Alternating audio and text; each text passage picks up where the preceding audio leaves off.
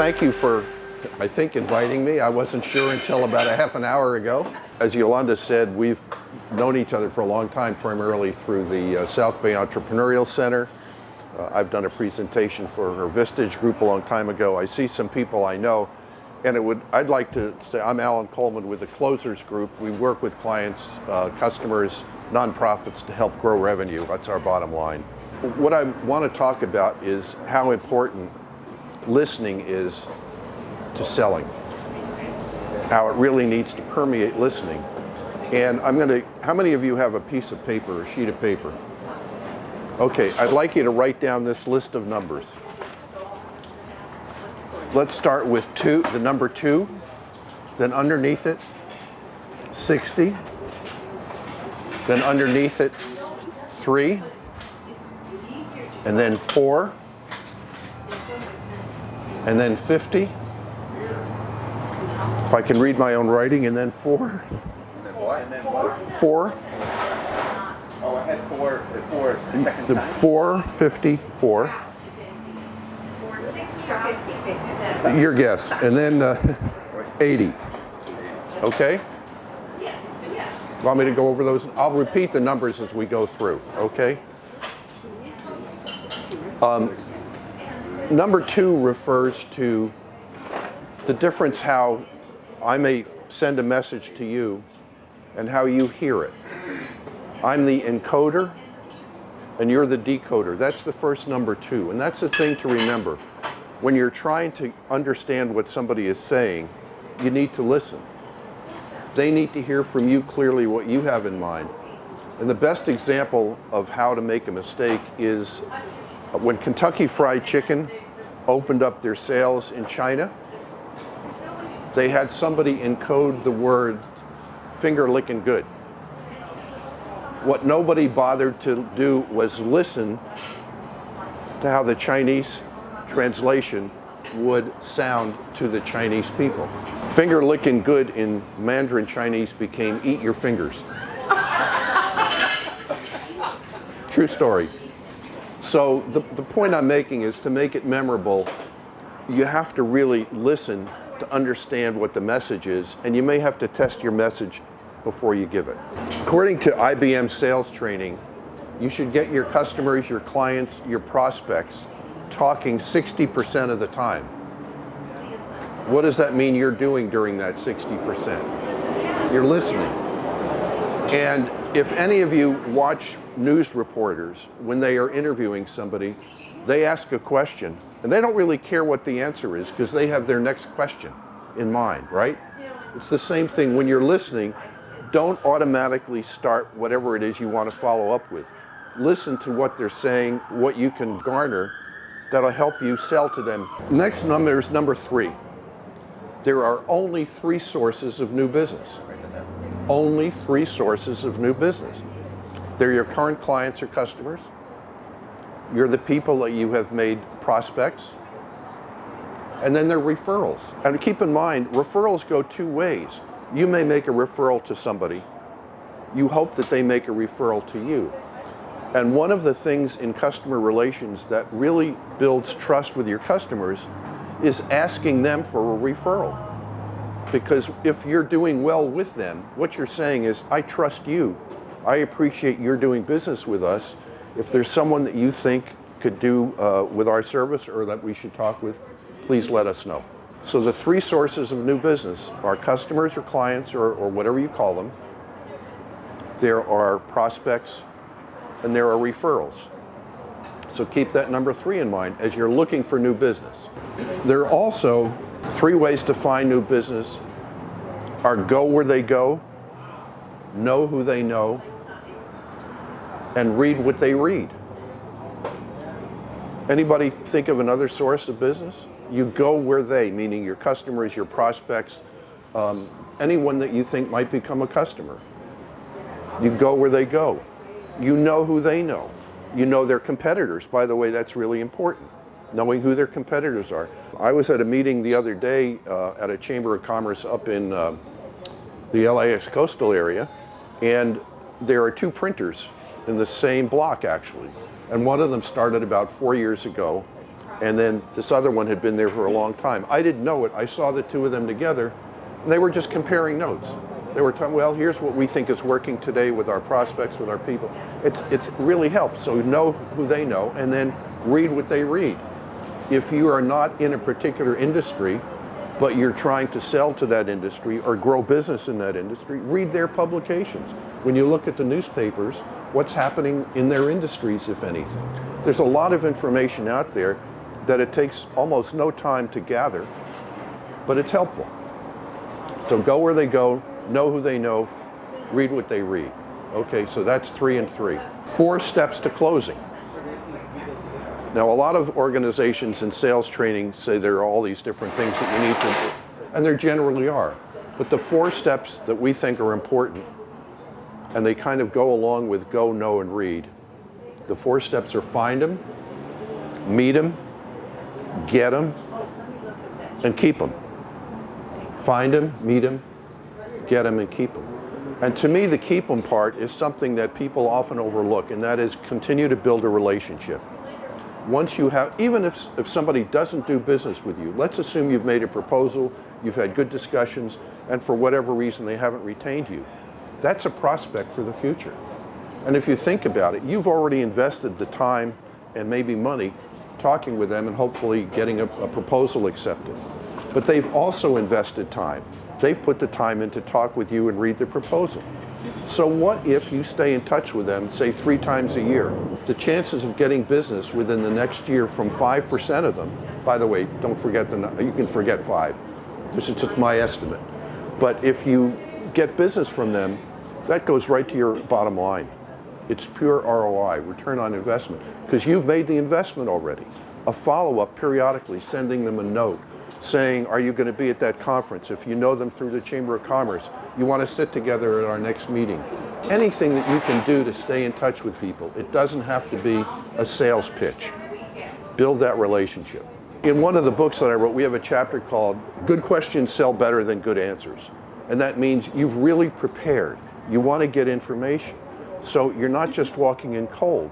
And the questions that you ask also show your prospect or your customer, your ongoing customer, that you understand their business, okay? So in preparing for a pitch meeting, or if you're going to a meeting like this and maybe you do business with each other, maybe have a question that you want to ask, you may want to ask him. What products do you sell? Travel. Pardon? Travel. Traffic?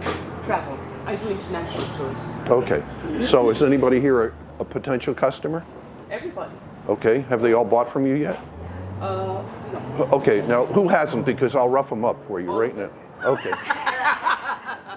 Okay. Well, you might each time pick one of them in your mind, figure out what their business is, learn a little bit about that business, and just ask them about it. You're not selling yourself. You want to know about their business. There might be a link for you in the future. There might not be. It also shows that you're interested in them. Well, I've taken it a step further. What I'm going to do is I do podcasts. So I'm going to tie in whatever they do into travel and do a podcast on that. Okay. So if you're doing with travel, anybody here have any upcoming trips? I wish. Yeah. Where are you going? Germany. Germany. Okay. You just came back from a hike. Don't complain. No, I don't go on those. Oh, just your husband? No, Oh. she just. I have to watch the dog. Okay. No travel insurance. Okay, all right. Here, right away, maybe they can be on your podcasts. Yeah. Or maybe you've had a podcast about Germany recently. You can say, you know what? Here's where you can listen to this. You might be helpful. You've been to Germany before, right? Anytime. I figured that. Okay, the way you said it with Germany. Are there any things you could, when you come back, say to her, here's something you might want to tell your prospects about? Actually, she's already told me a few places to go in Germany, which my husband and I haven't gone yet. Perfect, So we see okay. her business So you want to know when she comes back what it's like, right? Okay. That would be a great podcast. Yeah. Places right. Okay, I'm done. You've been listening, right? One of the things that ties in with all of this is that according to a Harvard Business publication study, I did not go to Harvard, by the way, but you can access their information for free. and I look at their podcasts periodically. And there was an article recently that, and I don't know how strongly you can do this or not, but it was this writer's opinion that this is where the number 50 comes in, where 50% of your new business every year should come from clients, referrals, and prospects. In other words, what this person was saying is, you know enough people that you've done business with, or you've tried to do business with, or maybe you can get a referral to generate at least 50% of your new business. So when you look at your own businesses, you may look at, it's an asset that a lot of people do not recognize. You've got these customers, these clients, these prospects, and referral prospects. Okay, so keep that in mind. This author's opinion was at least 50% of your new business every year should come from these groups, people that you already know. And so half of what your work may be in terms of marketing is going to find those additional prospects. I also have the number 4 again. And this is, to me, really fascinating. And this group represents it. We are currently selling to 4 different generations. We are selling to 4 different generations. There are the baby boomers, the millennials, the Gen Xers, and the Gen Zers. Each of those groups, coming back to this encoding and decoding, wants information in a different format, and they will return it in a different format. If you go now to the youngest generation, these Gen Zers, they're all 25 or under. They don't want to meet people. They want everything on the computer. Now, that's somewhat of an exaggeration. They really don't have great communication skills person to person. So think about it. If you're going to be selling whatever it is that you have, or somebody walks into your travel office and wants information, you may have to approach them entirely differently. The baby boomers want to know benefits and solutions. Benefits and solutions are the keys to marketing. That's what most customers want. They want to benefit from what we sell or a solution. And it doesn't have to be a problem. It may be an opportunity. How do they take advantage of it, depending upon what your business is? A lot of our new multi-millionaires are coming, by the way, from the Gen Zers, the 25s and unders. They have this mindset that's developed in understanding and using computers to the sense where it's not only how they deal with life right now. Another interesting thing is with the millennials. Millennials are from about the late 20s up to the mid 40s. And one of the reasons the housing market has been so different, and Tony and I talked about this last weekend, is that a lot of that millennial generation was not buying a house. They started a family. But now they're approaching, the average millennial is now age 33. And they're starting to look for a house. So there's a change going on even within one of these generations. And for certain industries, it's a real opportunity to try to expand what you're doing. By the way, I'm going to ask you to add up all the numbers at the end, so I'll know if you're listening. My 5-year-old grandson did that for me without my even asking. And so I know the magic number. Yes, please. So you said we've already covered the baby boomers, the millennials, the Gen Zers. What's next? In the middle, before Gen Zers, is Gen Xers. Gen X. We haven't covered that. No, it's an interesting group. They are more computer oriented, and they tend to dress like slobs. Excuse me if any of you are in that group. They don't. Google world. They don't care so much about it. At least this is a generalization. Understand that. Gen Xers. Yeah, Gen Zers are. I don't know how to deal with them, quite frankly. 25. Yeah, yeah. But the Gen Xers are a little bit older. They're in kind of an in-between group.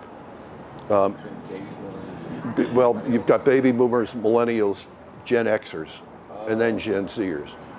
Gen Xers have an incredible amount of, they search for knowledge, but they do it more online or in computer systems as opposed to going to live education. It's just, these are generalities. My main point here is when you're selling, make sure you listen and understand who you're selling to. And if they're selling to you, how do you respond to them? Because they may feel that you're not going to be a good fit for what they're selling just because the responses, this encoding and decoding, isn't somehow working. So remember eating your fingers. It's a good way to keep this all in mind. And then lastly, 80%. I gave you the number 80. You probably all have heard of Tony Robbins. He's a real marketing guru. He and Chet Holmes, who was his number 2 person. Actually, I knew Chet pretty well. He died a couple of years ago.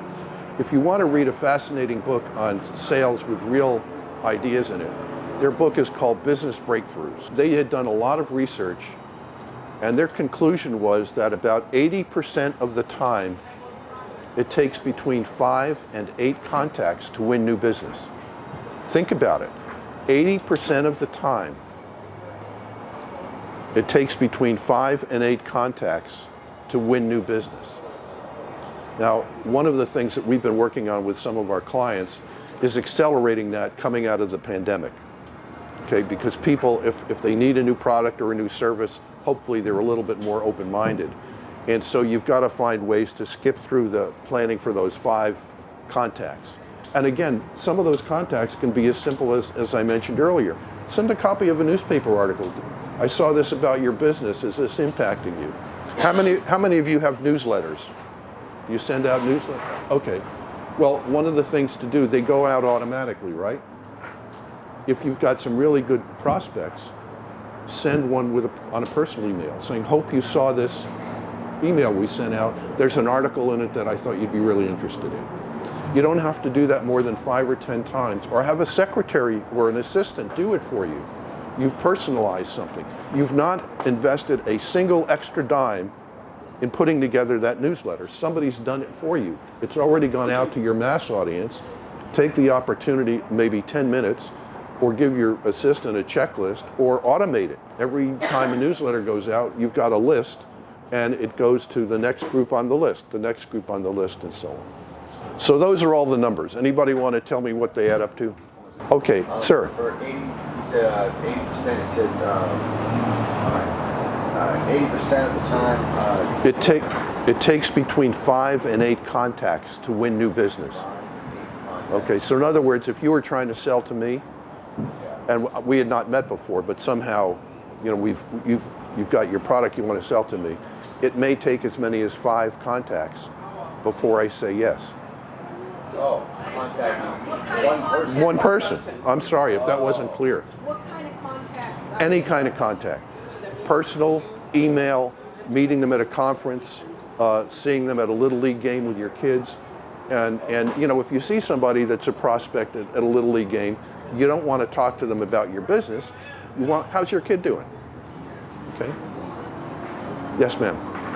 Sitting here reviewing it and looking at all these generations, I'm kind of having a flashback of how I used to get business. And first of all, definitely with referrals, but back then it was just, you would mail a letter out and you would mass mail it. You would use the personal address of someone's phone. And then that changed to an email. And then an email, now the process, but not everybody checks their email. And then after the email comes like a text to your business. Then after the text is now social media. So it's definitely it's changed not only the generations, but the way we connect with different people in regards. I'm seeing for myself. I'm writing this down to myself. So, is there anything else that you guys see that I missed? Do you know what the single most Phone call. well, phone calls, yeah. Phone call, yeah. Yeah, that's right. Cold call. That was probably the first part. Yeah. Or a voicemail for somebody that you know. That's another prospect. Instead of sending a follow-up email on a newsletter article, take 10 people and leave voicemails. We just sent out our new newsletter. I think you'd really appreciate the article on X that you'll see in it. How long does that take? If you have 10 names, hopefully you don't get them live, because then you got to talk with them, which could be a bonus. By the way, do you know what the single most underutilized marketing tool is in the world today? After handshakes. U.S. mail. You mentioned it, but we've forgotten it. Take that printed newsletter, stick a yellow sticky on it, write, thought you'd be interested, give it to somebody and it gets mailed. Almost everything today, because of the way offices are set up, it's going to wind up on that person's desk. Chances are they're going to open it. So these casual things, if you build in 10 minutes a week, that's all. 10 minutes a week for contacting in some fashion It goes a long way.